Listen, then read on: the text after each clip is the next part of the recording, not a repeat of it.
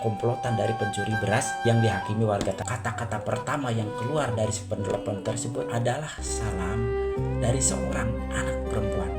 Assalamualaikum dulur berayakan sadayana. Alhamdulillah, dalam kesempatan kali ini akan menceritakan sebuah kisah tentang seorang pejuang keluarga yang kehilangan nyawa di tangan warga. Kisah ini berawal dari seorang laki-laki yang diteriaki maling oleh siang empunya warung dikarenakan kedapatan mengambil satu plastik beras dengan berat 5 kilo. Spontan warga yang mendengar teriakan tersebut langsung mengejar hingga tertangkap dan kemudian dihakimi warga. Setelah kerumunan mereda, terlihat jelas bahwa laki-laki tersebut masih memeluk plastik beras meskipun warnanya sudah berubah menjadi merah karena kucuran darah dari luka-luka yang berada di sekujur tubuhnya. Masih dalam keadaan yang masih riuh, tiba-tiba saja warga dikagetkan oleh suara nada dering HP yang belum tahu dari mana sumbernya.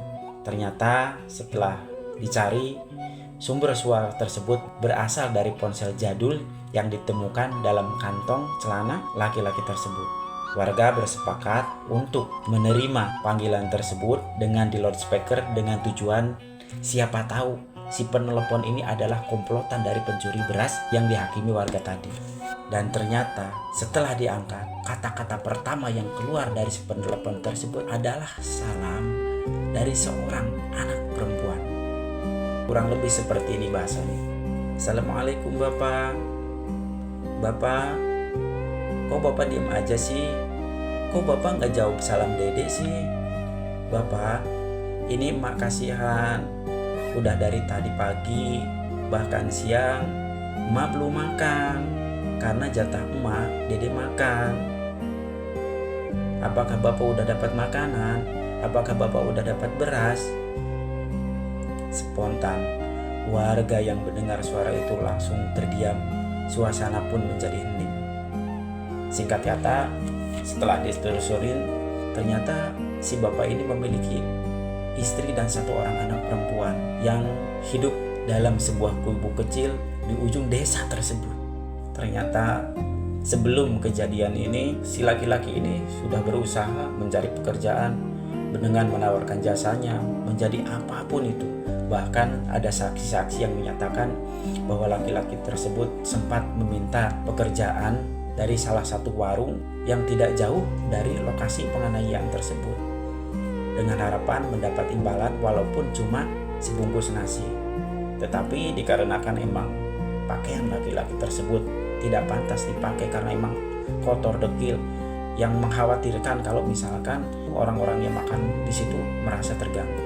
Dan ternyata si ibu yang punya warung beras itu pun juga bercerita bahwa sebelumnya si bapak ini sempat menawarkan HP sebagai jaminan untuk dia mengambil beras. Tetapi dikarenakan emang yang punya warung itu menolak, entah apa yang ada di pikirannya, tapi kemungkinan besar dia mengingat anak dan istrinya yang sekarang kelaparan hingga dia nekat untuk lari membawa 5 kg beras tersebut. Allah. Dari sini kita bisa melihat, bisa belajar, bisa bercermin bahwa perjuangan seorang kepala keluarga untuk memenuhi kebutuhan keluarga, bahkan hanya untuk sekedar makan, dia rela mempertaruhkan nyawanya.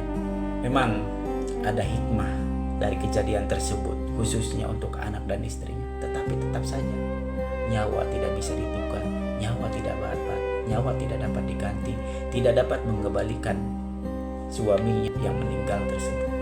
Maka dari itu, buat teman-teman semuanya, dulur baraya Akang sadayana, khususnya teman Akang yang wanita, hargailah suaminya apapun pekerjaannya, berapapun penghasilan yang didapatnya, karena kita tidak tahu kerjaan apa yang suaminya lakukan di luar sana. Terkadang mereka menyembunyikan sakitnya agar tetap kelihatan manis, agar tetap kelihatan bahagia, agar keluarganya tidak merasakan betapa pahitnya di luar sana. Makanya kenapa dalam Islam sampai mengatakan bahwa ridhonya Allah untuk seorang istri adalah ridho dari suaminya. Karena inilah, cerita ini adalah salah satu bukti bahwa inilah kenyataan. Sejujurnya ini adalah kisah nyata. Yang terjadi sekitar 7 atau 8 tahun yang lalu lah. Dan semoga saja cerita ini bisa menjadi bahan untuk kita bermuhasabah, untuk bisa saling menghargai pasangan kita masing-masing. Suami menghargai istrinya, menyayangi istrinya, memperhatikan istrinya. Begitu juga sebaliknya, agar menjadi keluarga yang sakinah mawaddah warahmah. Kurang lebihnya mohon maaf. Assalamualaikum warahmatullahi wabarakatuh.